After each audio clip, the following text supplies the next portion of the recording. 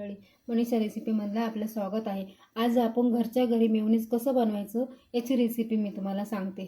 चला तर मग 1 कप भर एकदम थंड दूध घ्यायचं आहे, ते फ्रीज मिक्सरमध्ये टाकायचं आहे आणि त्याच वाटीने मोजून आपल्याला तेल घ्यायचं आहे।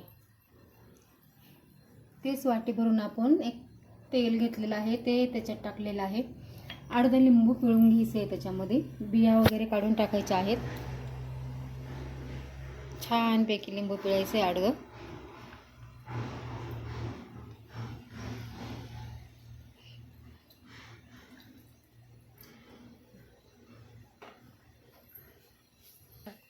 एक चमचा मीठ टाकायचं आहे, त्यामध्ये 1 चमचा साखर ॲड करायची आहे आणि हे ना सगळं एकत्र मस्तपैकी छान मिक्सरला बारीक करून घ्यायचं आहे। मिक्सरला बारीक करता करता अधूनमधून बघायचं आहे, छान पैकी मस्त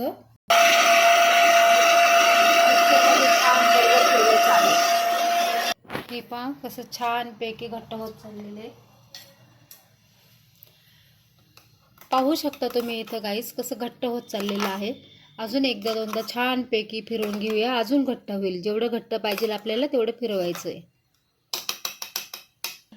हे पहा इथे आपण बघू शकता छान पैकी मेयोनीज तयार झालेला आहे। 5-1 मिनिटं जर फ्रीजमध्ये ठेवलं ना अजून छान पैकी घट्ट होतं।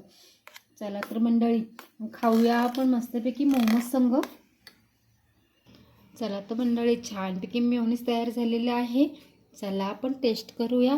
तुम्ही बनवून खा आणि लाईक करा, शेअर करा, कमेंट करा। बाय।